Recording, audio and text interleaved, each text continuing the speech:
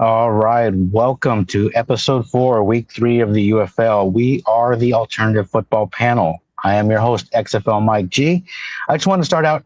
If I do glitch out, it's because there's inclement weather down towards my way. So if I suddenly fall off, it's because weather played a part in that. But let me introduce you to my fellow panelists here. Rick 8-Bit. Say hello, Rick. Hey everyone. And as you know, our other panelist, esteemed Royce, aka Viking Wax Press. How you doing, Royce? Doing good. Hi, everyone. All right, we're going to talk about the week that was in the UFL, starting with the controversial finish in Friday Night Football. Friday Night Football is starting to become a vibe, but a sudden sudden appearance of a rule that is established that has actually been used before, but not in exactly these terms, popped up with no warning and kind of deflated that incredible game on Friday Night Football. Also, we have DC rolling over Houston. Houston is struggling with a lack of quarterbacks here. Columbus, would they rally around Todd Haley and show up against Dallas? That was one of the big questions going into the week. And of course, our game of the week, which is going to be the big one, the one that we were all looking forward to, Birmingham versus St. Louis. So I'm going to let you guys marinate and talk on that a little bit and tell me about your UFL weekend. Well, I'll start. I think it was a great week. There's a lot of games that I think caught everyone by surprise. We had a really close Friday night game, and then we started out with a little bit of a Saturday. It was very interesting, real quick in DC, but I think it ended out with a really good shootout too, with St. Louis and Birmingham. So that was a huge thing. What about you, Royce? What did you think of this week? I thought it was a fun weekend overall. I mean, some great games. Even though the DC game was a blowout, it was still fun. And as long as you weren't a Gamblers fan, it was fun. So I think they showed that Audi is a definite home field advantage for sure. Yeah, and Rapoli even said that, they did an interview and he's like, this is what we saw and we envisioned to do all the other stadiums like this. So DC is what started using the soccer stadiums. So it definitely was fun, and he had some really good interviews this past week. Yeah, it does make me want to go to a game in Audi Field. It just really, I think Zom was lucky he got to go there this week, and I'm kind of jealous. So talking also about Rapoli, do we want to get to what he was talking about? Yeah, I'll wrap it right up, and then you can go to that, Rick. But I just wanted to mention, Zom Fox, who will be joining us shortly, hopefully. I think he's got another sporting event that he's attending before he can join us. He was credentialed media for the Alternative Football Network and, of course, us at the Alternative Football Panel. Rick, let it rip. Yeah, so Mike Rapoli made some big news this past week. He dropped the post out for everyone to see, and it definitely got a lot of different people out there with this tweet, basically saying, "Hey, what can we do to fix everything?" And let's see if we could get that up. It's funny, you mentioned bad weather, Mike, and all of a sudden now it's crazy over here for me. But you guys might. I'm sorry, but if you guys hear some bad weather, I'm right next to a window, so I might have to mute my mic from time to time. But go ahead, Rick. I'm sorry. Hey, I'm in like a tarp almost, and it's shaking. So, but Rapoli posted, "What can we fix in the league?" And I'm a big hat person, as you can see. Not much hair. I need to cover it. So I posted, I love to purchase a hat at the shop, but haven't seen anything. And I'm shocked because not only did my reply go nuts, that he also replied to it saying the shop is a mess. I take full ownership. I mean, people were just posting about everything, and it was nice for him to actually take accountability and say, "Hey, this is off. We got to fix it." And within a couple days, I was shocked to even see hats actually on the site. So he's definitely listening, and honestly, I appreciate that. Yeah, he's got his finger on. Yeah, as soon as I saw, I'm sorry. Go ahead, Royce. I was just saying that he's got his finger on the pulse and he's actually actively listening.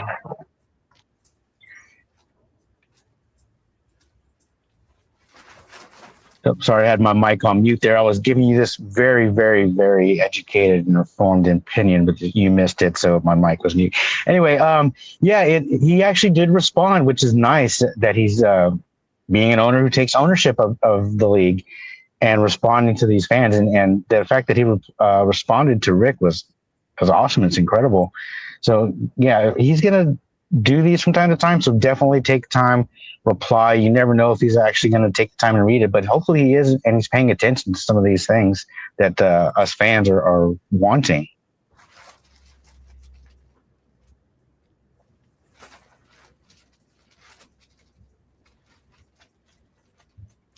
Was that it, Rick, or did you have more on that? I'm sorry. No, that was it. I was going to see if Royce, my tweet got visible, shown everywhere, but do you guys have anything that you hope that he might change? Boy, I can't say enough about what he's done. So not really, other than I do hope he kind of listens as far as bringing some of the old brands back, but that's just my personal taste. I can't really complain because what he's done well. So whatever direction he goes, I'm here for it. So, but yeah, things like the shop definitely need to be fixed. There's a couple little tweaks on the UFL website that need to be adjusted. Like they don't have extra points where they need to be. If you go to special teams, there's no extra points on there, even though extra points are back this year. Small, minor things, though. I mean, those are like really negligible. So just a couple little fixes, and this is going to be an awesome league. I did have one point, and this is only if Michael Poley is watching it, which, I highly doubt, but hopefully this will get back to him. It's about the social media, Twitter versus, like, say Facebook. And I know Facebook is a bit antiquated for some people, and some people call it a swamp, but, call me Yoda. I've got 3 times as many followers on Facebook as I do on Twitter. And some of these posts, whether it be from the UFL or the teams that are playing on Facebook, have been lacking, and some of them are even coming days afterwards, whereas on Twitter you're getting constant highlights and things of that nature. So if they could get that social media working, I looked at the numbers and they're pretty close in terms of followers from the main UFL account. So if we could get the social media working on Facebook as well as we do on Twitter, that would be great for me. But that's just a personal note. Anyway, go ahead. I will say on that note that they do have Instagram accounts for each team. If you follow those Instagram accounts for all the teams, they've got a lot of social media stuff that they post there as well as X. So I use my Instagram as a personal account, not my Viking Wax Press stuff, but I still follow those teams on Instagram just for the updates they put out there. Yeah, I've got enough going on with Facebook and Twitter. I'm still getting Twitter down. Instagram is so brand new to me. I'm like, am I sending this right? Did I I don't even know what it's called when you retweet it or resend it or repost it on Instagram. It's like, did I do that right? Did I tag everybody right? And I make graphics and then I put the text where I want it. But then when I save it, the text is in the middle of the screen, not where I wanted it. So I'm still learning about Instagram, and we do have an Instagram account that Rick started for us. But if Rick, you want to tie that up and then go on to our next subject?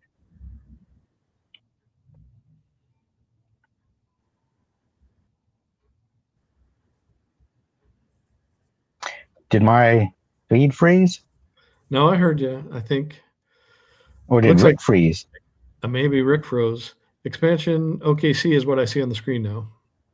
Yeah, well, we can move on and talk to expansion. Oh, there he goes. There's going to be expansion in 2028, and it's going to be in Oklahoma City. And I liked how they actually posted not only what the stadium looked, but there's also kind of you see that we're starting to slowly get more people on the West Coast. We're not fully on the West Coast for expansion yet, but it seems like we're starting to build upon Texas.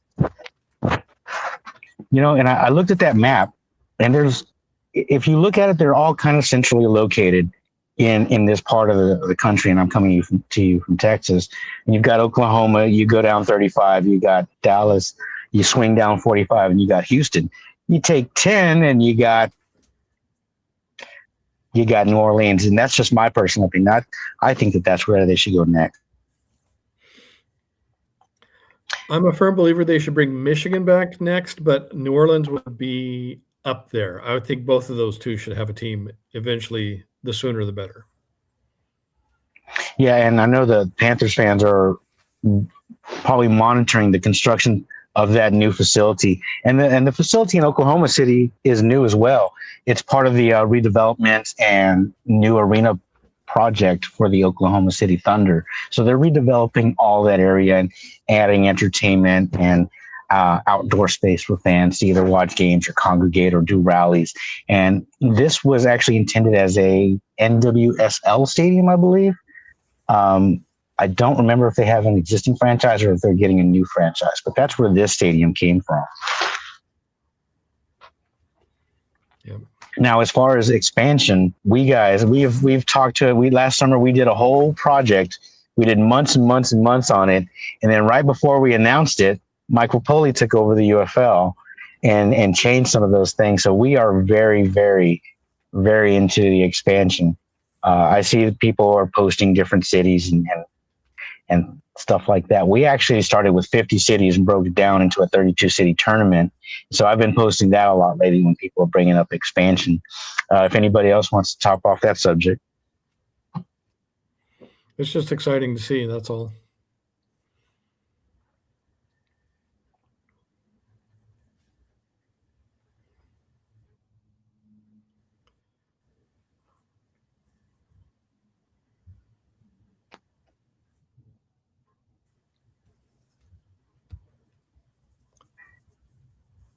Okay, sorry. I think my Wi-Fi is kind of glitching out here, so if it's a little bit delayed, that might be it. So we talked about the expansion. One thing that we did want to talk on real quickly, guys, to finish round out this topic: the Oklahoma Outlaws, or do they come up with a new identity or an image for this new franchise starting play in 2028? Now, there's the argument that, yeah, you bring back the old USFL when you can, but you've got the Renegades right there with a very similar looking logo. So I'm going to kick it over to our helmet/uniform/ expert, Royce, and then we'll jump in with Zom here. We'll catch him up in a second, but we're talking about, do you keep the Outlaws, bring them back, or do you come up with a new identity for Oklahoma City? Royce, and then Zom, if you want to jump in after that. For me, I don't think they bring back that same logo because it's way too close to the Renegades logo. But you do rebrand kind of like you did the Gamblers. I love the name Outlaws. So I would love to see that name come back, but I think you're going to have to totally do a rebrand on it. That's just my opinion. And I mean, you do already have 2 horse teams, so it's not like it'd be that crazy to have a second bandit outlaw type of logo to me. Exactly. Yeah.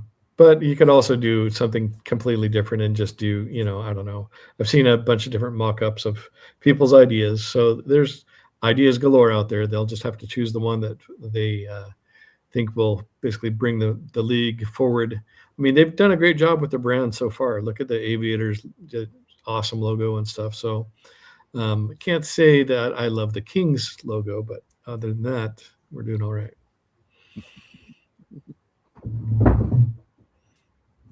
I got something interesting for you guys. So right now in Oklahoma City, they would be sharing a stadium with the OKC Thunder.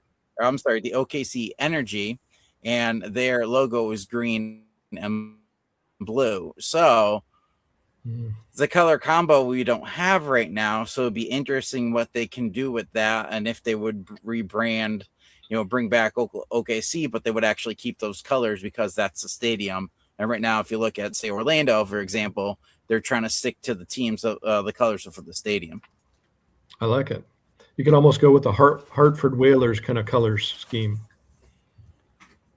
Yeah. Speaking of Hartford Whalers and USFL, the man with the USFL jersey on right now, Zom, what's your take? Do you keep the Oklahoma Outlaws, or do you come up with something new? I like the idea of keeping the Outlaws, but just doing a more modernized version of the logo. That's what I would do. Because, like I said, you already have 2 horse teams, so it's not like you really care that much about being unique with it. I mean, the old Outlaws, I mean, if you just go look at the posts of, Rapoli talking about and all that, every comment is just spamming the old Outlaws logo or something about call them the Outlaws. So it's clearly like a ton of people are looking for that. So I think if that's what the fans want, they definitely should do that. Yeah, and I hate to say it, but there's probably not going to be that much outcry for USFL teams, given that it was there he goes. Given that this, did take place 40 years ago, and we saw some of that pushback, especially when the Gamblers were first announced and moved around. So I don't think there'll be too much pushback if they do change from the Outlaws. All right, guys, you ready to move on to this week's action? Yeah. All right. Rick, Orlando versus the Louisville Kings. Who was your pick originally?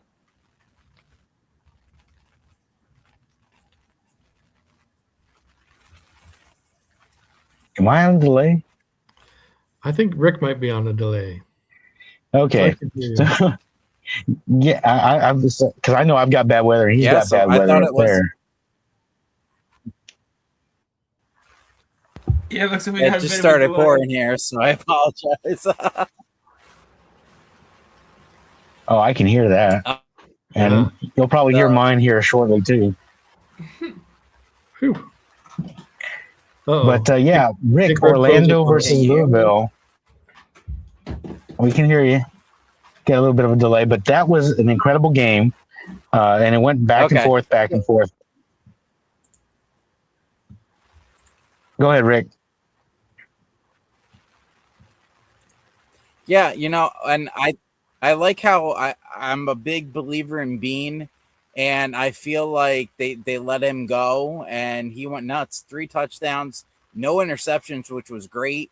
I feel like he's really starting to come into his own. I feel like if the Kings now, they really limited what their turnovers were, and I feel positive about them, and I feel like this was the turning point in their season that they could finally turn it around. Yeah, and with Bean throwing for 350 yards versus 250 yards from Plummer, they both finished with 3 touchdowns. Bean is showing you glimpses of what he can do, but it's a matter of consistency. Can he find consistency? And that's why I think a lot of the Kings fans this week. It seems like toward the end of the game that's what they were doing, and they were moving the ball. Man, this overtime and shootout, who wants to take that? Because I know we all have opinions on that overtime and shootout. Who wants to go first? I've talked about this a couple times. I'm fine talking about it a couple more. I think that this is one of those where multiple things can be true. One thing can be true. The Kings do not really have the right to be upset about how it ended, considering they had 4 chances to score and couldn't. On the other hand, it is a bad rule in place. I know I've talked to a lot of people. I think most people, I would assume you guys probably agree to most of a degree. If it's the same conversion and you do back-to-back live ball penalties, 1 billion% automatic score. No question. But if it's a different conversion attempt, the fact that because you had a penalty earlier means that now you score, it doesn't make any sense. Because if you get a live penalty, you then get another shot at the 1. So you have 2 chances to score on that conversion attempt, the one where you get penalized, and then the other time at the 1. If you can't score at either of those, that's on you. So I don't get why you getting a penalty later should affect an automatic score. If it's back-to-back on the same conversion, I'm all for it. I think it's the right call. But the way it's in place now, it's bad. And as for the overtime, Orlando had 5 chances to score technically, and Louisville had 4, and none of them were able to score, which, you got to love it, man. And that kind of brings me to a little point here, because I watched your video and I saw you make that point too. And not to play devil's advocate or be the contrarian necessarily just to do it, but I'll give you a flip side of that is it could be a strategy. If you know a team is a weak running team, especially from goal line and short yardage, you take that defensive penalty, you move them to the 1 because you're going to shorten the field. You're going to force them to try to run it or force a short, quick pass into a smaller area. So it could be used as a strategy. So I do like the 2 defensive live action penalties in one overtime shootout as opposed to per possession, because it can be a strategy here. It's like, you're getting beat, go ahead and foul them. They'll move them to the one. We know what they're going to do. They have a smaller area to try to pass into, so they're probably going to try to run it. If you want to offer maybe a solution to that, let the offense determine where they want to place the ball. Do they want to move it to the one? Do they want to move it to the 5? Do they want to leave it where it's at? Because different offenses need different amount of field to operate into. So if you consolidate and condense that on that field, you can actually use that as another defender. So that's just my 2 cents on that. I didn't want it to be used as a negative strategy to just keep fouling this guy, because we know they can't punch it in from the 1. I'm with Zom on that. I think just once per possession, basically, and not the whole extent OT. But if you look at last year's Birmingham Showboats game that went into OT, that ended the exact same way, and Showboats got the win on double penalties by the Stallions. So it's happened before, but nobody was watching. So I think this one mattered because everyone was watching the game, and it was a great game. Not that the one with the Showboats, Isaiah Henning had a 108-yard kickoff return on a missed field goal. It was an awesome game, but nobody was watching. So anyway, that's just to say the rule's been there. It's just noticeable now that more eyes are on it. And I kind of like that more eyes are on it to see, okay, and I think Rapoli's right. We do need to kind of tweak it.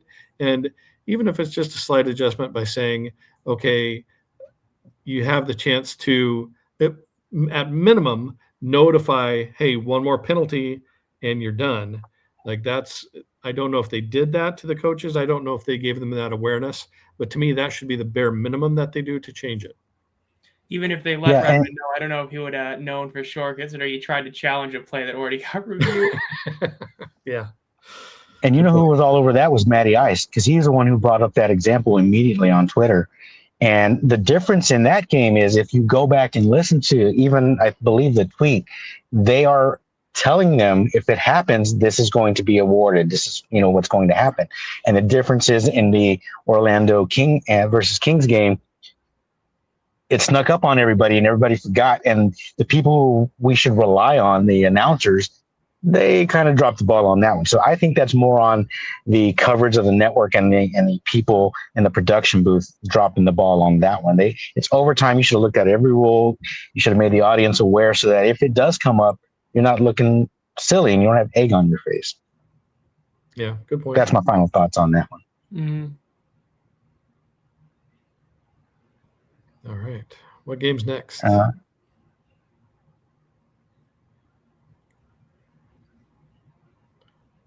Rick's on that delay still. It's Houston versus DC, and what a game.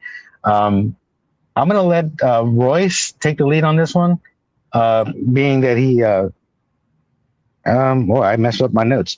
No, I'm going to go ahead and let Royce talk on DC a little bit, and I'll talk about the Gamblers. And then if Rick or Zon wants to jump in afterwards, we're going to keep this real short. Go ahead, Royce. I'll keep mine super short because I wasn't there like Zon was. So I'm just going to say it was an awesome game if you weren't a Gamblers fan. If you were, I'm just sorry, because it looks like you're hurting for certain at QB. But Zon, you were there. Tell me all about that. Talia, man. In person, it was rough. It was a rough watching him play. The craziest part is the fumble didn't look as bad in person, but when I saw it and again, I was like, oh my God. But the interception looked terrible.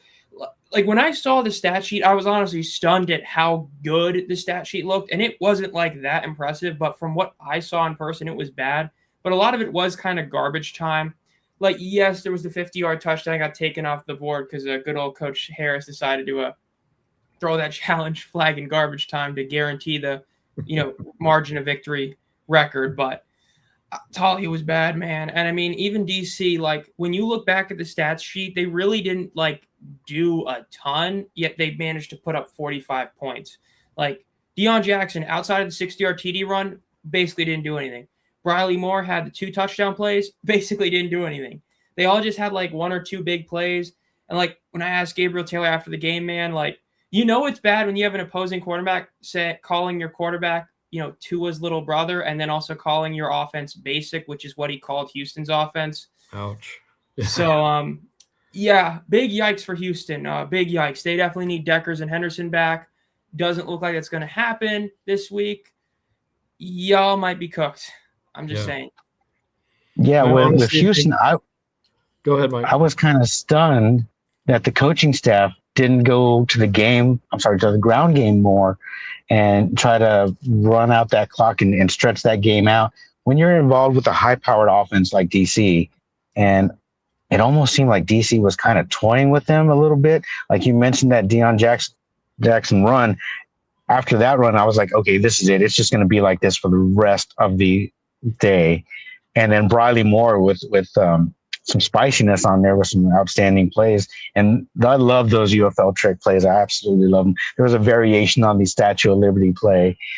Different offenses call it different things, but it's basically a handoff to the tight end with motion going the other way. He went backside and it was there for him.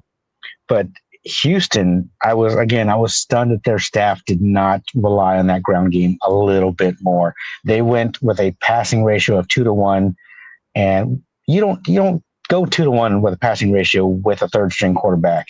You know, at the very minimum, he's getting very, very few reps until those injuries occurred. So you build around the fact that he is not that adept with this offense, and he's a bit inconsistent. If we're being polite about Tallulah, I can't even say his name. I always want to call him his brother's name, so that's why I'm not going to try to say his name. But yeah, you as a coach, you want to rely on the ground game and try to not get into a shootout with a high-powered offense like that. All right, anybody else thoughts on that one before we move on? I'll just add on to what you said about the fact that, like, if I'm also not mistaken, he ended up being signed pretty late in the offseason. Like, wasn't it like the week before the first game or something?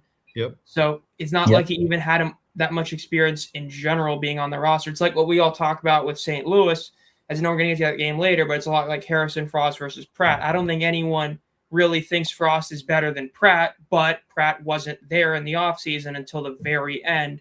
So Frost was the backup over Pratt. Right. And another name that we haven't mentioned for Houston, hopefully he'll get some reps this week in practice if Henderson's not able to go. I know he's got a broken finger. I don't know which hand it's on. But if Deckers isn't able to come back and they got to go with those two quarterbacks again, Sam Castronova, who had been with Albany and, of course, with the San Antonio Gunslingers, who had been kind of an indoor MVP caliber player, signed with Memphis prior to all this going on. I'd like to see him get some reps and get some opportunity. It felt like there was a chance to, but it felt like Houston thought they could try to maybe get back in it, and maybe Castronova wasn't ready. But again, this coaching staff, I think that was a big, big fumble, not relying on that ground game and try to stretch that game out. All right, moving on to Columbus versus Dallas. This was a game. We don't have DeMarcus with us, but he did drop me a quote here. Going into the game, we had talked about with the arrest of Coach Ginn in an unfortunate situation, and that's been covered ad nauseum, so we're not going to go into too much of that. But the question was, would that team rally around Haley? And I think that question was answered fairly early on. It seemed like they were Oh, no. I think we lost Mike. I guess to take enthusiastic, and he's good for UFL.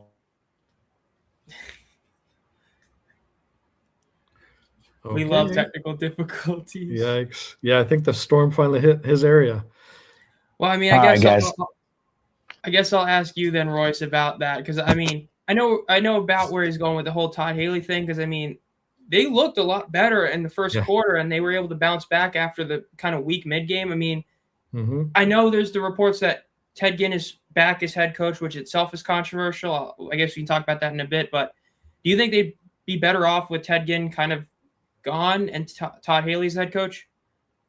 Yes, I do. I mean, simply, I think he showed that he can at least run the offense better and run the team better. And I think he had them sharper, crisper, less penalties. So, and I honestly think that McClendon did better. And I don't know if that was, but Dallas's defense has been so good that you would think that they would have, done worse the other weeks. than they would have. I mean, they actually gave Dallas a pretty good challenge. So I think they played well for Haley. Yeah, I mean, because I think they ended up having like 80 more offensive yards overall than Dallas. And like if if the pick six doesn't happen, we might be talking about a bit of a different game. And like I think it's one of those things where UFL fans, you have a lot of them that are true UFL fans, guys that were USL fans, guys that are XL fans. The ones that weren't USFL fans don't realize that the Bandits / Showboats / Kings, despite having Case Cookus, Jason Bean, Troy Williams, Jordan Teamu, their best quarterback was Cole Kelly, who played under Todd Haley in 2023. He was able to get the most out of Cole Kelly and have that team be just a couple spots out of a playoff game in that year. So, I mean, I'm with you. I think that they're better off with Todd Haley as the head coach. Ted Ginn, if he would just stay on the roster, he should be the offensive coordinator. I know that's very controversial that he's even keeping his job. I think a good sort of middle ground that really benefits everybody is you demote him, blame the DUI, but then really do it because you kind of saw that he's not the best head coach for that team. Make Haley the head coach, make him the OC. I think that would be the best case scenario. Would you agree with that? Yeah, but I don't think they will. If I'm going to be honest, I think they do it. They just don't do it publicly. But I think they're going to give Haley more of that head coach responsibility. They just aren't going to announce it. But I think they'll basically, the players will probably recognize that and say, hey, I'm playing for Coach Haley. And like they can have Ginn motivate as much as he can, but I think Haley's going to be the true leader in the locker room. Yeah, I mean, seeing your head coach getting pulled over like that is not the best example of a leader, I would say. Yeah. Yeah, and it's being James Larson, I believe, tweeted out today that Ginn will be back on the sideline this weekend. So there kind of goes that. Yeah. It should be a demotion, as punishment, or that's not necessarily very. I don't think that's very punitive. It's not a big punishment to demote him, or let Todd Haley be co-head coach or something to that. Like I've got the devil on my shoulder. Like I talked about in my video, part of me does feel like that.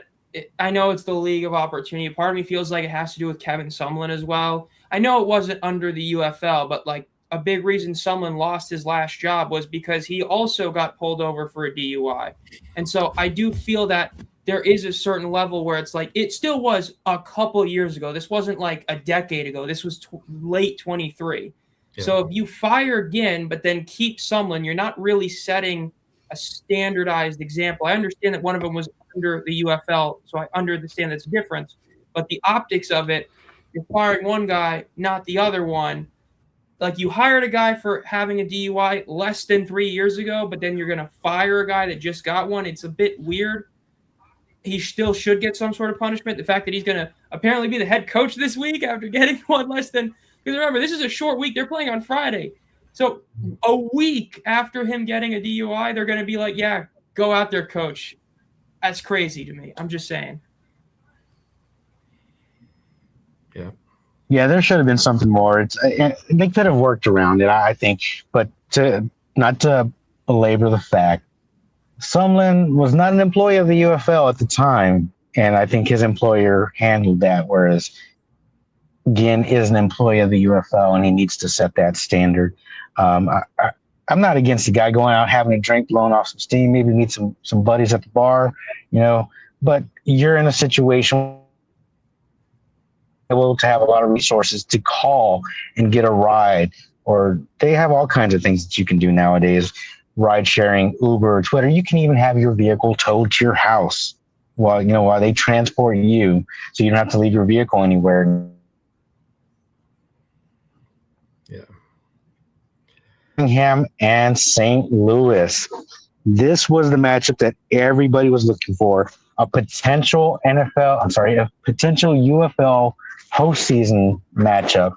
Guys, what are your thoughts on this one? I'm going to throw it over to Royce. He's our in-house, both Battlehawks and Stallions expert here. Royce, what did you think of this game? It was an awesome game.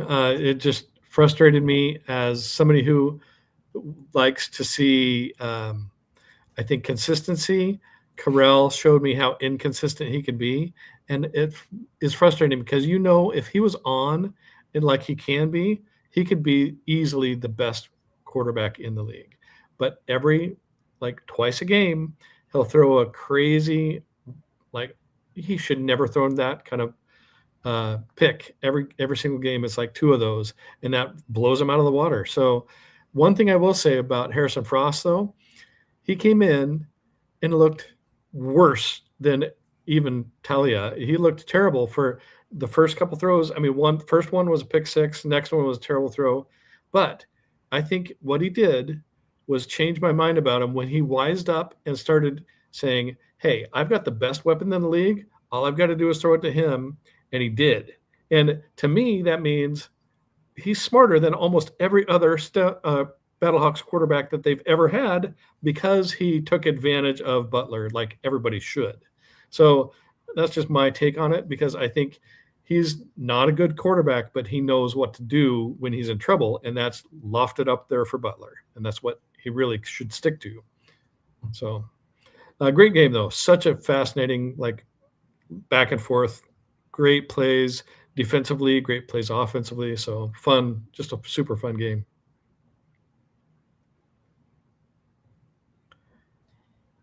I think Rick's back. Hey, Rick, what did you think of that game? If you can hear me.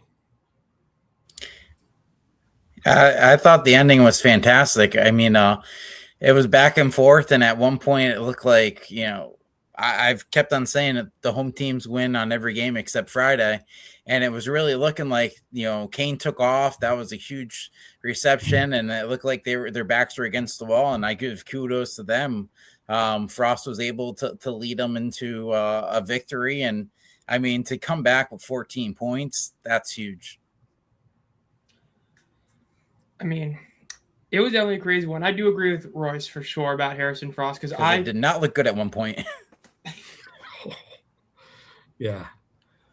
I mean, I agree with Royce. I personally think that Frost is their third best quarterback, and I think the only reason he's QB2 is because of the whole Michael Pratt situation in the offseason. And on most teams, I think that Harrison Frost is still QB3 on most teams. I think he's QB3 on Birmingham. I think he's QB3. Houston's a rough one to say, but Deckers and Henderson, I'd probably put him at QB3. Yeah. But he saw Akeem Butler, he just threw it to him. Just threw jump balls to him the whole end of the game, and then every 4 plays he'd just throw it to somebody else, and the defense would be caught off guard. And they ended up winning. And man, Matt Corral, I don't know if you guys feel the same way. If there weren't visa issues going on, Corral is not the starting quarterback this week, and he might not have even made it through the game yesterday or 2 days ago. Elgersma would have gotten some time and would be the starter this week if he didn't have the visa issues. A couple of quick notes on some of that, guys. I was listening. I was in and out here. A notes about St. Louis real quickly. Remember last week, I was like, just find Butler and keep spamming him, and that's what they did. And it's really not that hard. Silvers, he's a serviceable backup. He's not a guy who's a starter for the entire regular season. When it comes to Stallions with Corral, Corral is rushing. I don't know what he's got going on, but he's rushing. And if you look at his mechanics, when you miss high, it's because you're rushing and you're not accounting for where if you're used to throwing at stationary targets, live action, and you rush it, it's going to miss high every time. And so that's one thing that I've kind of noticed with him. And you talked about Tallulah in DC. They showed a clip of him practicing his RPOs with a running back, and he would, give the fake and he would pull. And every time he pulled that ball up to his shoulders, you would see it. His fingers would come off the ball. He was making this motion with the ball where his fingers were coming off, almost like he was holding it with just a palm and kind of re-gripping it with his fingers. But every time he did that, and it's those little things that add to your mechanics, just like padding. If you're a quarterback who's padding the ball instead of throwing it, you're going to be behind. So that pass is more likely to get picked off. But those are just little things I noticed about the quarterbacks. And it was interesting that the broadcast last week had mentioned that AJ McCarron had kind of taken on a more mentorship role with Corral so he wouldn't feel like he needed to perform or he would get the hook. And he's kind of back to that now where he needs to perform or get the hook. Is that what Corral needs to get through, or does he need the hook? What do you guys think? It's 3 games, and through 3 games, he hasn't had a single good one. I mean, like, let's call it like it is. He did not play that well against Louisville. Louisville lost that game more than Birmingham won it. Louisville was a better team, and they just made a couple mistakes. Great fumble forced by Cavazzino. He didn't play well that game. Houston, your defense held Houston to 1 of 6 in the red zone, and you couldn't put up 25 points. That's on you. And I think part of the issue, and even the overall league issues with quarterback play, is the running back play has been like historically bad this year for UFL history. Like outside of Deion Jackson and Columbus, the ground game has been very poor for a lot of these teams. Like, to me, it's clear that like St. Louis, they could not replace Sailors whatsoever. Like Howard just doesn't look to be the guy. And Birmingham, they weren't able to replace Maribel in person. So I think that's part of the issue for a lot of these quarterbacks. They're not used to having such a questionable sort of, short passing check down option at running back and having that ground game. So defenses are not going to be, loading the box, looking for the run because they don't fear it unless you're Columbus or DC. Because, I mean, like St. Louis, I think, is averaging some insanely abysmal 2.5 yards per rush, which in any league of football is inexcusable to be that bad at running the football. And even they're not the only ones. Like Birmingham is like a pretty low 3s. I mean, I think Houston is pretty low as well on that stat. Orlando was good in week 1, and they've fallen. So I think that's another part of the issue is just that the ground game overall has been so weak for so many teams that defenses don't have to load the box, and it's making it harder for the quarterbacks. Yeah. McFarland did show up for Birmingham this last week, but I think overall, I know what you're saying. It's tough because you don't have a lot of support there. I think for me, he's just frustrating because he has the potential to be a top QB. And that's what's frustrating. So I agree. If El Gersba were here, I'd start him just because he's not consistent. Corral is not consistent. All right. Yeah, definitely. And this is the part of the season that I actually enjoy. Once we're past the first 2 or 3 weeks of the season, you kind of get all the jitters out and the line starts to gel. You start to see what these teams really are. I kind of refer to the first 2 weeks as like an unofficial preseason that counts. But now we're going to start seeing some real good data, start seeing what kind of things these offenses can do and the things that these coordinators can come up with. But to put a cap, take it away. We missed that last thing you said, I think, but looks like we're moving on. Royce, take it away. Okay. So these are my players of the game for each game. For Dallas, Day Hunter had 11 for 62 and a TD, and their run game is kind of back, and it's nice to see, and it's thanks to Day's speed. I think he had 1 for 55. He's been able to basically get one long burst run in the last few games, and that's been refreshing, and they need that pretty badly, especially against Columbus. They needed that run, and that kind of gave them that extra push when they needed it.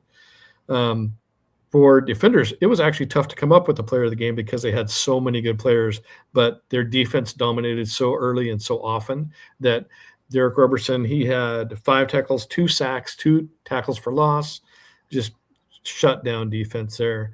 And they made Talia look awful. I mean, and he's kind of the leader of that D. So pretty cool to see. And so I gave him my player of the game for that one. Hey, Royce, not to cut you off, but to cut you off real quickly, because Sure. I know you're probably not going to mention this. Rick, can you go back one slide? I'm asking Rick to do things he wasn't prepared to do. But now that DC Defenders card, you posted that out on Twitter, did you not? Yes, I did. Yeah. Did you get any kind of response from anybody on that one? Yes, I did. That was the one where the defensive coordinator basically reposted it and said, "Come get some." So it was pretty awesome. Pretty cool to see. And I'm totally blanking on his name. I'm embarrassed and I'm blanking on his name. Blake Williams. Yeah, Yes. I saw that and I was like, yes, I love, Rick has gotten a response from Rapoli. Royce has gotten a response from Blake Williams. Zom was at a game. I'm the only one who hasn't done anything. The only thing I did was I got corrected on a post from James Larson. But we're not going to talk about that. Let's move on here, guys. All right. Okay, so Hakeem Butler definitely gets the player of the game for the Battlehawks because he had 4 for 146 and a TD and a 36.5 yard receiving average, which is pretty stinking awesome. And if it weren't for him, they wouldn't have won that game, period. He was just getting deep and open often, and he was the release man for when Frost got in trouble and made the game the Battlehawks game. And then Roland I gave to the Storm. They had a couple people that were worthy, but Roland looked sharp, and he had an awesome back of the end zone touchdown, 9 for 113, and 78 yards after the catch. So that is a yak-filled team. Like, they get yards after the catch, and Roland is one of the big reasons. But they also have a couple other guys that are really good at it too. So, I mean, it's working for them.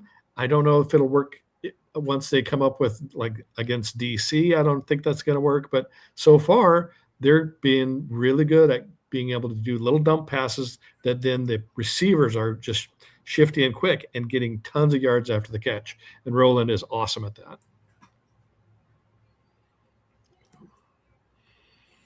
That's what I had for my players of the game. Good old check down Charlie Jack Plummer. Yeah. But can you blame him? I mean, it worked. Hey, I will take a check down field and give me some first downs. All right. I think my Wi-Fi was cutting in and out there. That storm is kind of moving around me here, guys. So let's move on to next week's games. Game number 1, Thursday night, Kings at Gamblers. Speaking for the Gamblers, they still need to do something with their quarterback situation. I hope they make the proper adjustments. And like we talked about in the recap of their last game, there needs to be some adjustments so that their quarterbacks aren't so vulnerable and having to do so much with so little. Rick, who covers the Kings for us, what are your thoughts on this game? You know, I honestly feel like this is the right time for a Kings victory. Beam has finally got it together. He looked really good last game. No interceptions. If they get their running game up and running, I think they have an extremely good chance. What's his name? The guy they cut in the offseason, James, is back. I got a good feeling. And the Gamblers have such an issue with quarterback. I think the 4 of us could grab a couple of our people, have a team of 11. I think we could beat them with no experience. So I feel like, and I threw this out in our little group chat. I'm interesting to see when the actual trade deadline is happening for the UFL, because once it does happen, I have a really good feeling Luis Perez is on his way to Houston. So it all depends when this trade deadline is going to happen. Yeah, and I actually posed that question to Zom. It's like, do you think it's Houston? Possibly St. Louis, possibly Birmingham, maybe even, I don't know, do you think the Kings are really super set with Bean? He's been inconsistent. They kind of know what they've got with their number 2 guy, but those 3 teams that I see him possibly going to are St. Louis, and if he goes to St. Louis, just give them the ring with that defense. Houston, he could probably turn around that season and get them into the playoffs, and with Stallions, the same thing. They'll be a much better team at playoff caliber with Luis Perez. Zom, I caught him yawning. Got the yawn out. Zom, what are your thoughts on where Perez could potentially land? It's such a tough call because it's one of those things where you have to wonder exactly how the trade works. Because, like, normally, like, and I mean this respectfully, when you see these trades, it's normally like one player that's like, whoa, that's a good player, and then it's a player where you're like, that was the trade. Like, hindsight's 2020. In hindsight, the trade backfired for both teams, but it's like the Marcus Sims trade last year. It looked like Houston absolutely fleeced Michigan. The Columbus Briley Moore trade this year looks like DC absolutely fleeced Columbus in a way. So, like, you have that happen a lot of the times. Even Luis Perez, it was like him for a linebacker, and a linebacker wasn't going to fix that Vipers team, but it sure as hell fixed that Renegades team to make them win the championship. So in terms of, like, giving away a player, I don't think it's a big deal for that aspect. But I will say, if I was, let's say, a fan of the Defenders, who I think right now are the team to beat, respect to the Renegades, I think the team to beat is DC, who would I be the most scared to see Perez go to? I would honestly say it's probably the Kings. I think that him on the Kings would just be a true – that would be a scary sight. That team has such a good receiving room, and I think that he would be the consistency they need. The issue with Bean is that he is a bit inconsistent. He's played 3 games. He has not been consistently good throughout a single one of them. He was terrible in week 2 in the little time he did play. He was incredible in the first half in the first game, and then was mid in the third quarter, awful in the fourth. And in this past week, it was more like every other throw. It was literally just flipping a coin over it's going to be a good throw, a bad throw. I think St. Louis he'd be really insane on as well. Yeah. But with how that offense is, I feel like they're one that they just need. I don't even know what St. Louis needs. I don't think he's the best fit for them, even though he'd be great for them. I think, though, the Kings, he would fit that offense just so well. That would be a threat. That defense with Perez, man. And the connection with Winstead, whew. Yeah. And Lucky Jackson, for that matter. But he knows already, he's familiar with Winstead, so that'd be pretty cool. Yeah, I think that's the one where I'm like, man, if he went there, that'd be insane. Because like Birmingham, I do think that as long as they can get El Gersman back, I think they'll be fine. It's just a matter of getting him back. And Houston, I'm gonna be honest, man. I don't know. Like with this game, I think whoever loses this we can hit the button. They're done. Whoever loses this game, I think is done for the year. If you're Louisville, it doesn't matter how well you play. If you start 0-4, you're done. If you're Houston and you lose to an 0-3 Kings team, the way you've been playing, you're done. I think this is essentially a borderline playoff game for both teams, honestly.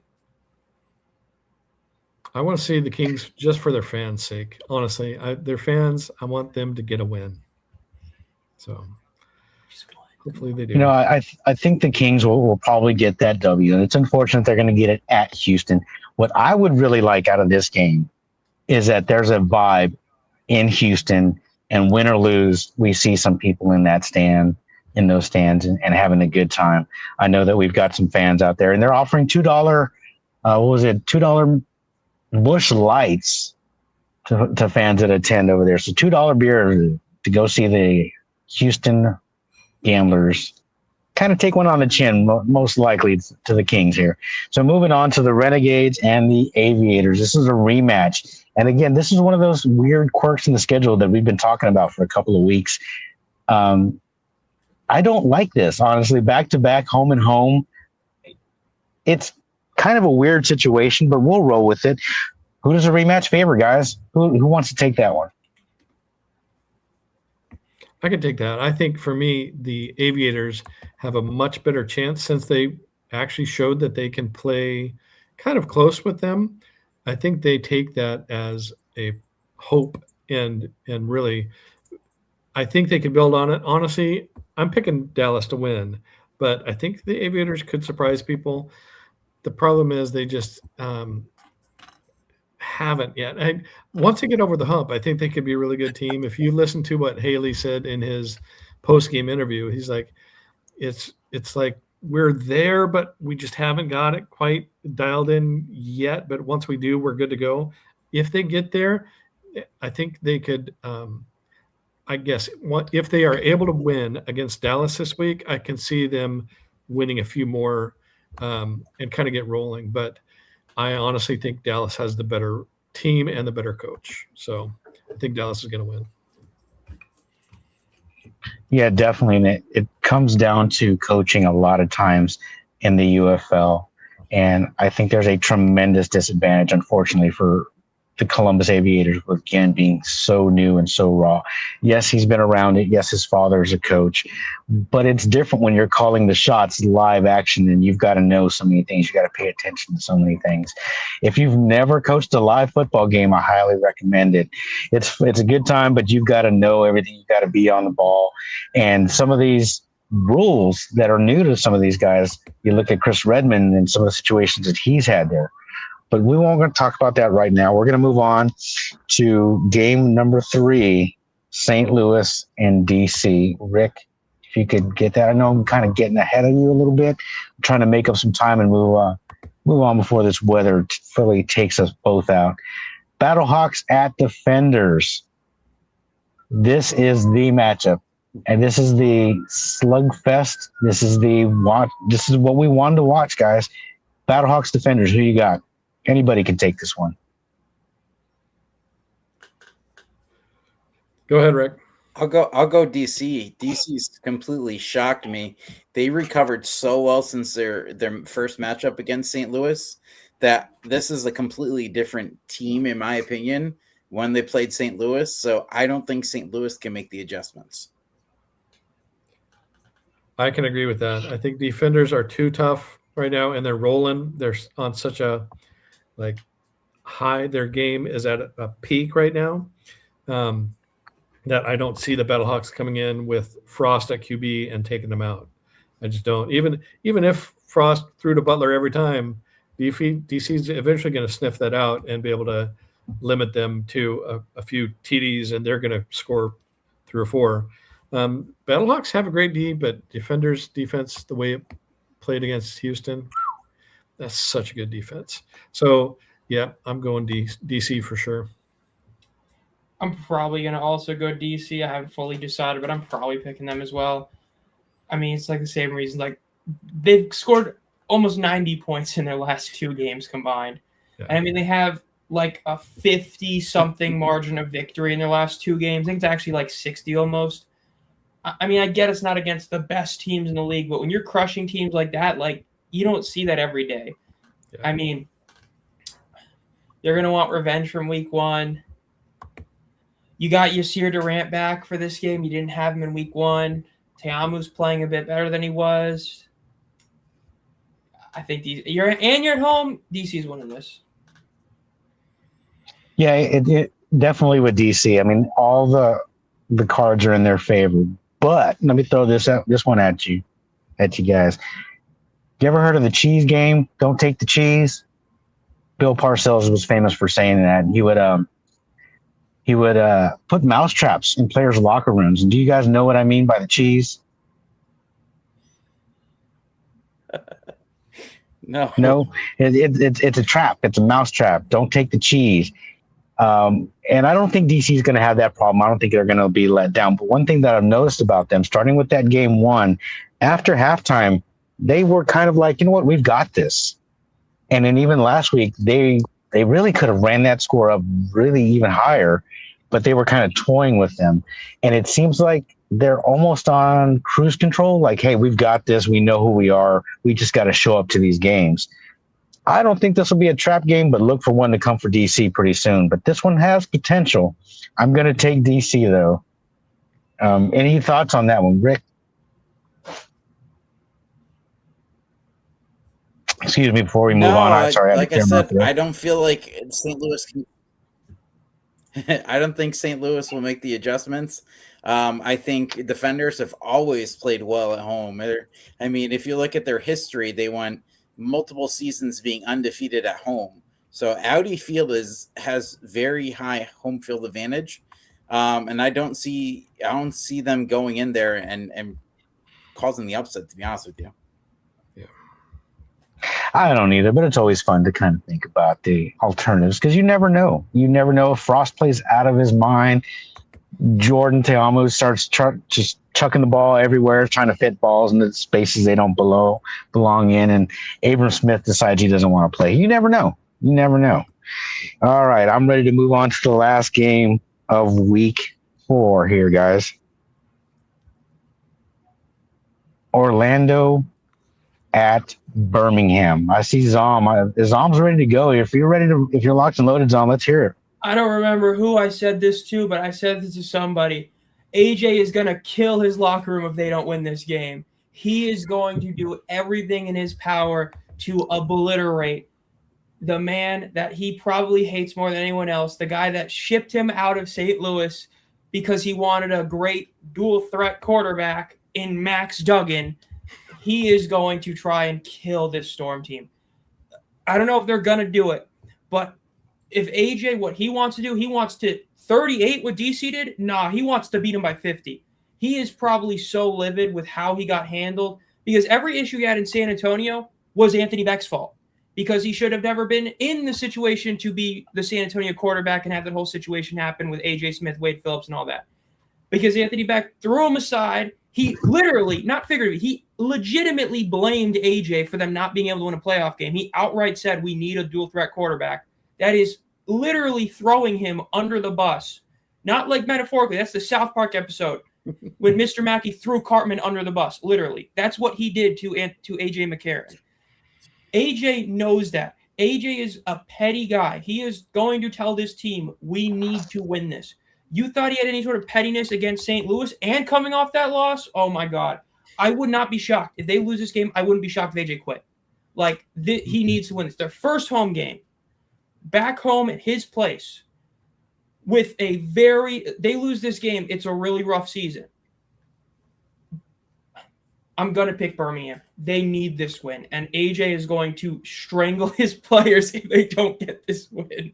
He needs this win for so many reasons. For the team, for himself, out of revenge.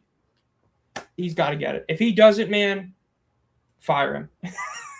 You started out by saying that he's going to kill this team, and kind of think he already has. We're not going to go into the whole AJ, and Brandon Silver's little clique that's going on here, because we could talk about that for 30, 40 minutes. But I think AJ is getting ahead of himself a little bit too much.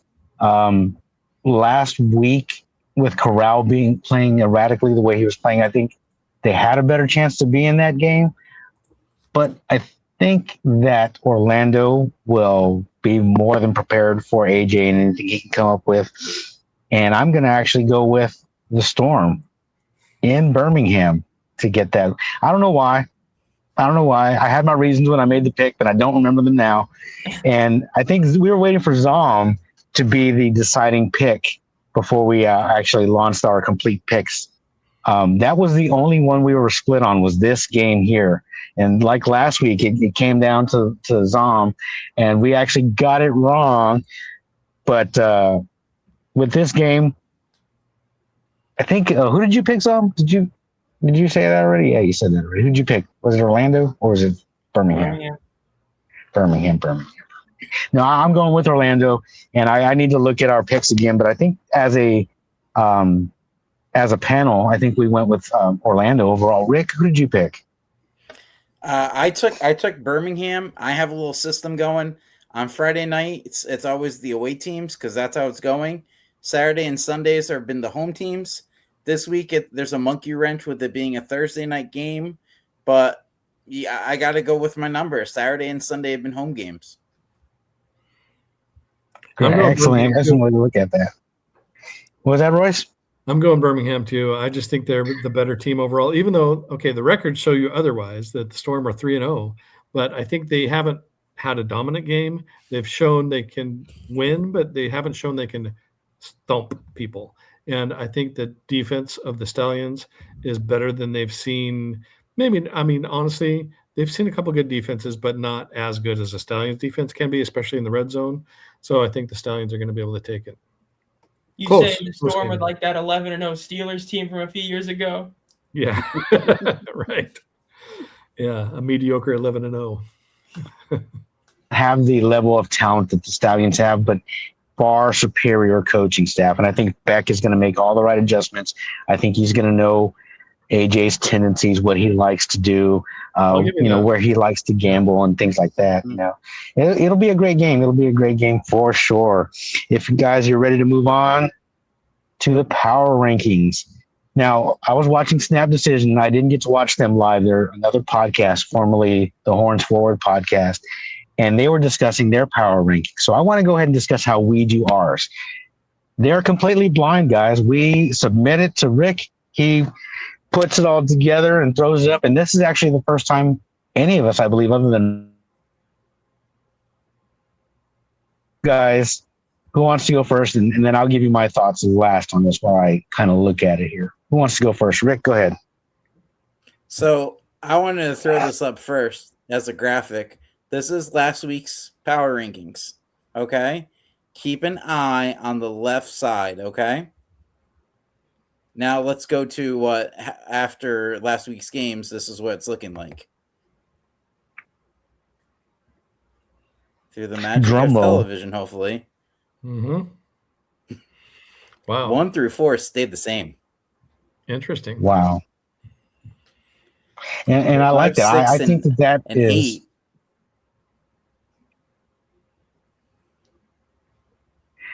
8. Our 1 through 4, I think, is spot on.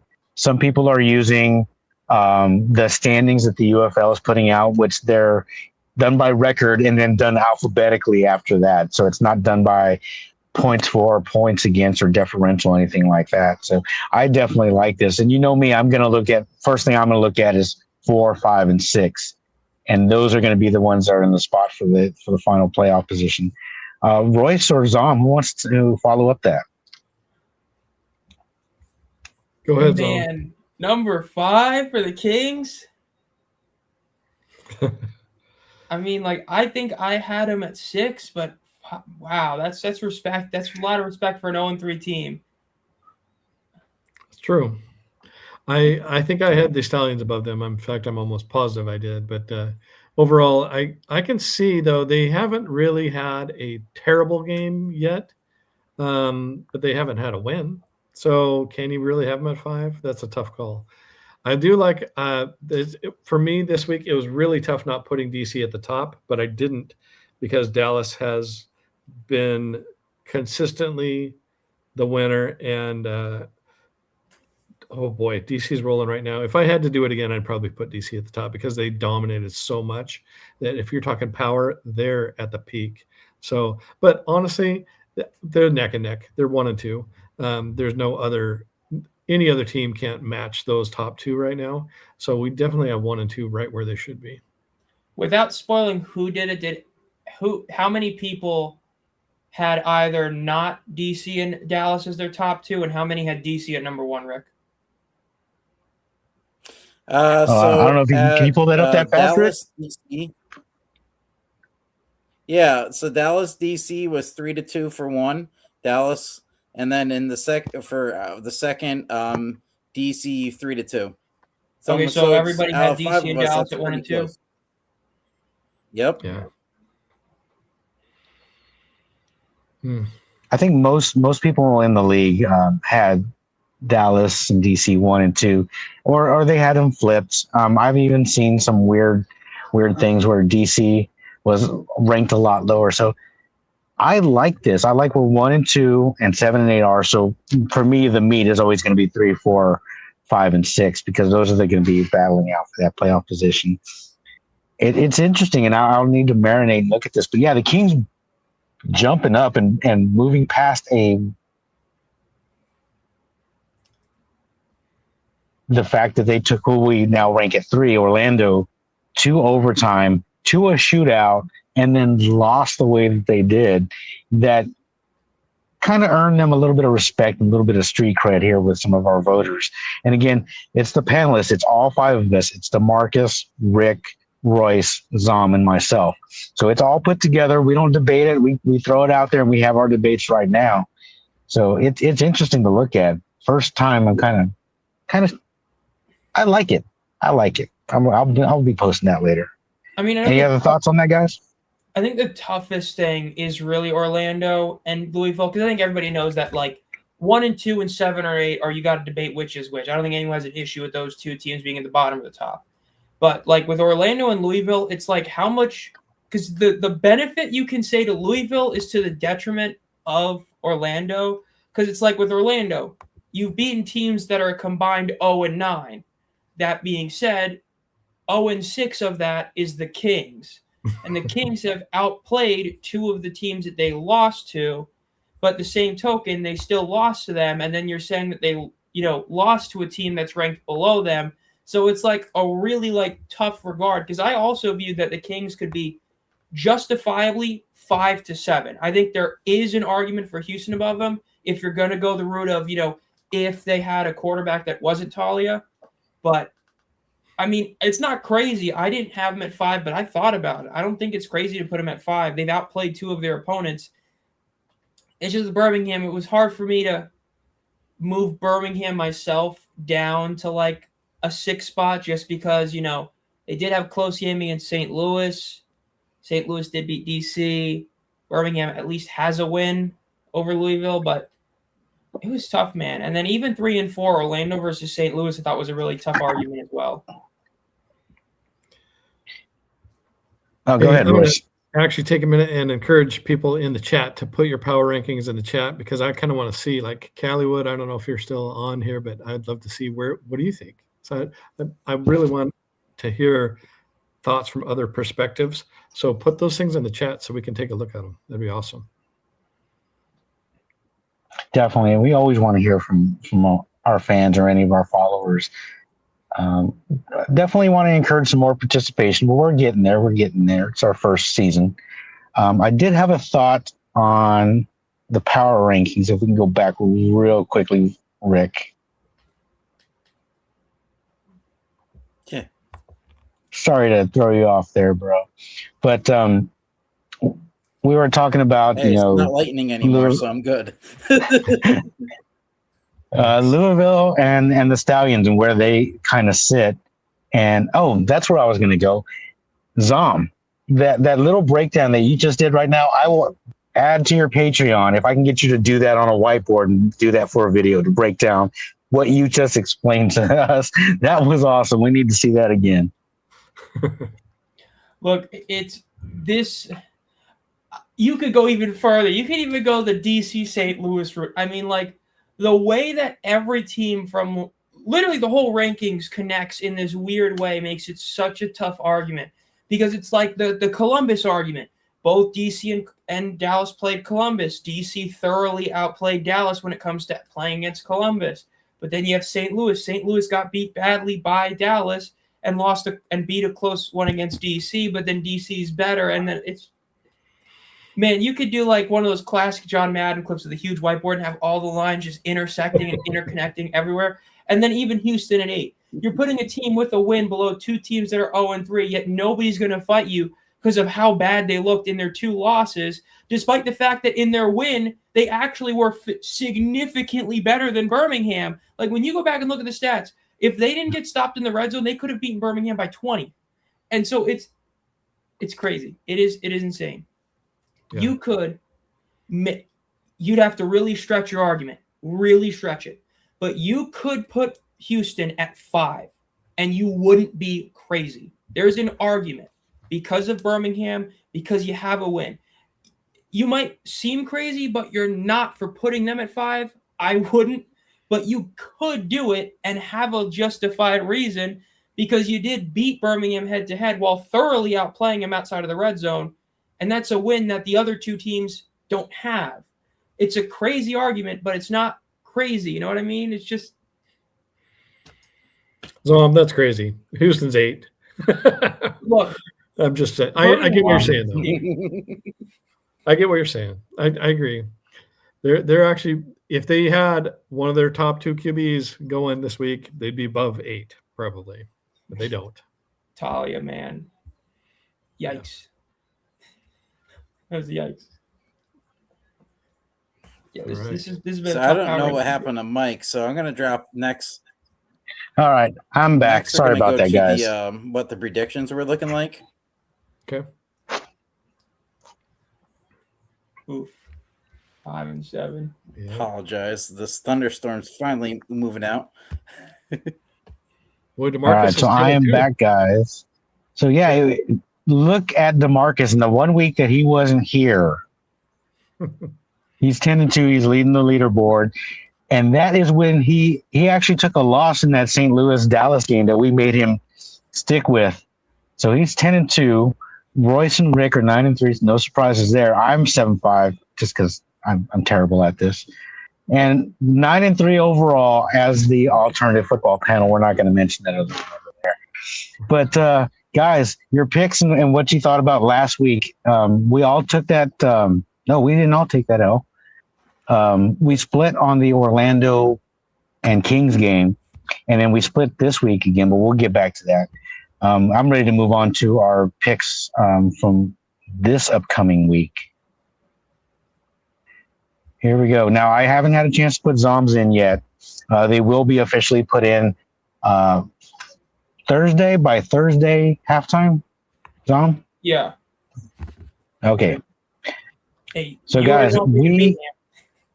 what's that? Oh, I'm picking Beeham. You can put that one whenever you get a chance. I'm picking Beeham to win that game. Yeah, you told me, but I didn't want to ruin it, so I thought I would leave it there. But we'll start with game one, Kings and the Gamblers. I think we all unanimously took the Kings.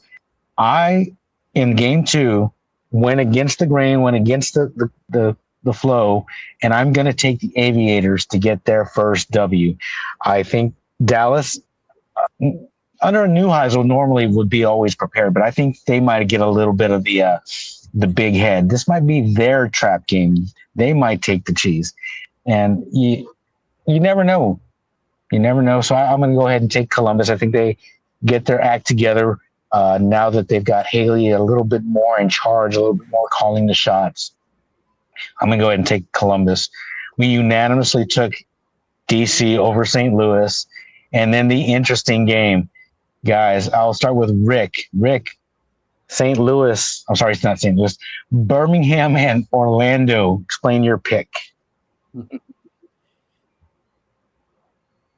Yeah, like I said, I'm a logic person. You know, the home teams right now, Saturday and Sundays are winning. This is the home opener. This is AJ's home opener. The best way to stick it to someone, man, is to win. I hate to say it as clean as that, but you have your coach, your old coach, coming in 3-0. If you want to shock the whole league, this is your game. And like I said, they're at home. This is the whole offseason was the Stallions. The Stallions are the Stallions going to be playing in Birmingham. This is the one game for the fans to show up. They're going to be rowdy, and I don't think Orlando's hasn't really had a chance to be tested on the road. I feel like every game's almost been a home game for Orlando, so this is going to be a culture shock for them, and I don't see Orlando walking out with the win. Interesting. Great take there. Royce, taking the Stallions as well, and you guys are amongst the leaders here, and it's always going to be amongst you two guys. I already know that with the past history. Royce, explain taking the Stallions for us, please. I think it's a tough game because Orlando has a better coach, but I think the Stallions at home with their defense and the way they can shut down the red zone, and they have a great offense. If they get McFarland going in the run game, and they've got Deion Kane, who I think is neck and neck with Butler as being the best top two receivers in the league.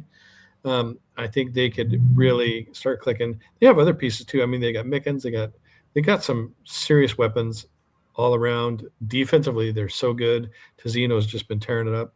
But then they got like Gilmore and just super big depth in the defensive backfield, defensive front, and linebackers. Their defense, I think, shuts them down. And if they can blitz some and make Jack Plummer prove that he's good under pressure, sure, he'll get a few dump passes, but if they can stop that yard after catch, they're going to win the game.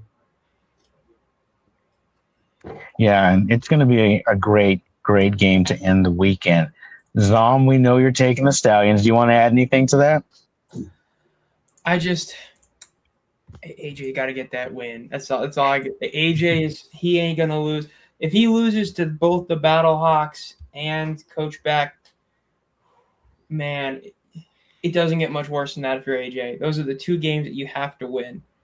At home, gotta. What do you guys think about Skip Holtz coming back to kind of make an appearance during that game? Oh God, that's either gonna go.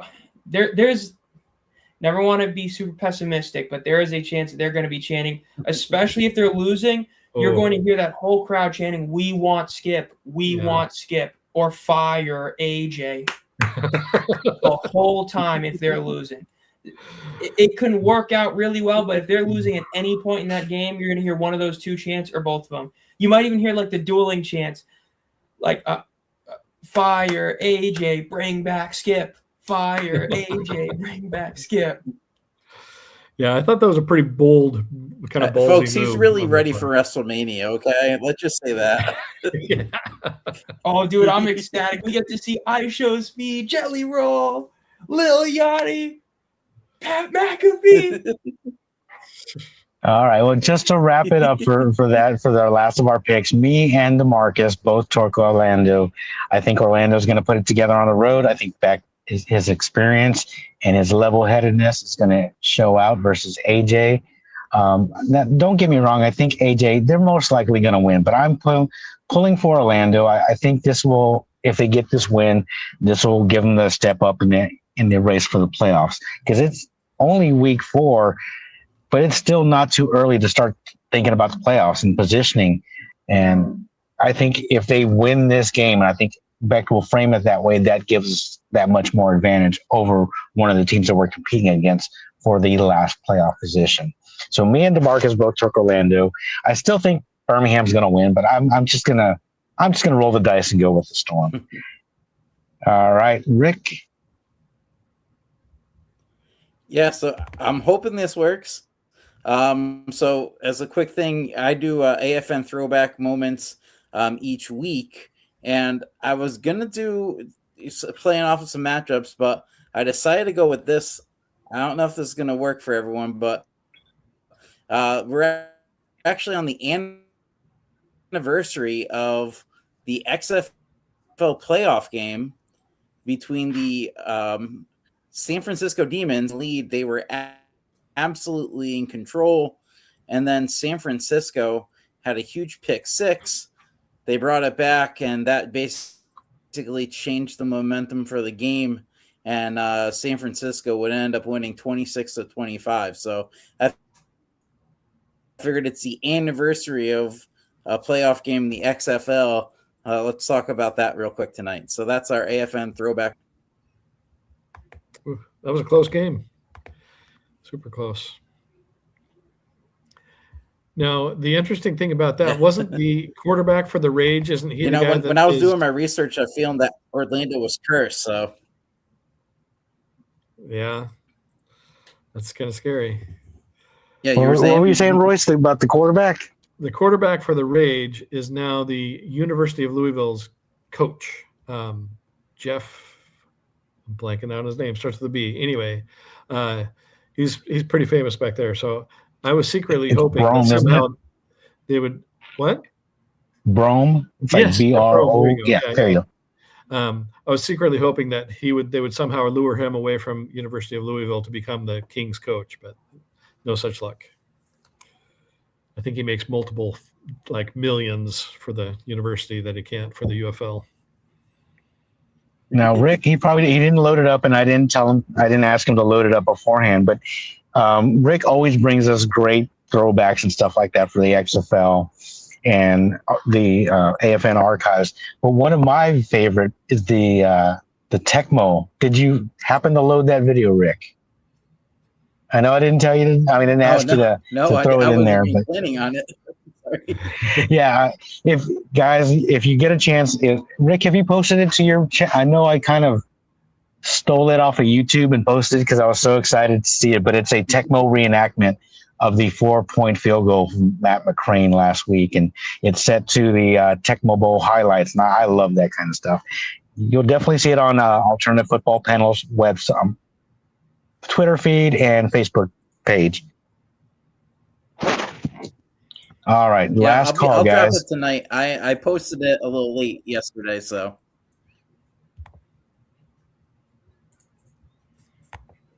So last call, basically, as you mentioned, our socials are now up and running. Nice. Yeah, we just started, so they're fairly new, but we've done pretty well, both on Facebook and on Twitter. Just starting out, so it's not too bad. And we'll get it going. We actually have more followers on Facebook, oddly enough, than we do on Twitter. So make sure you guys are following us. Make sure you have your alerts turned on. If you like what we do, retweet it. If you see something interesting, tag us at AFP. If you can open that, it's at AFP panel FB. I can't really even read that, guys, on that screen. Can somebody read that whole? Yeah, at AFP Alt FB panel. That's the X site. There you go. So go ahead and give us a follow on Twitter. Guys, anybody have anything else? All right, that was an excellent show. Sorry for the technical, but we couldn't do anything about Mother Nature. Thank you for watching, guys. Thank you for following us every Tuesday night, 9 p.m. Central. I'm XFL Mike G, and this is the Alternative Football Panel. Take care, everyone. Thanks, guys. Have a good night.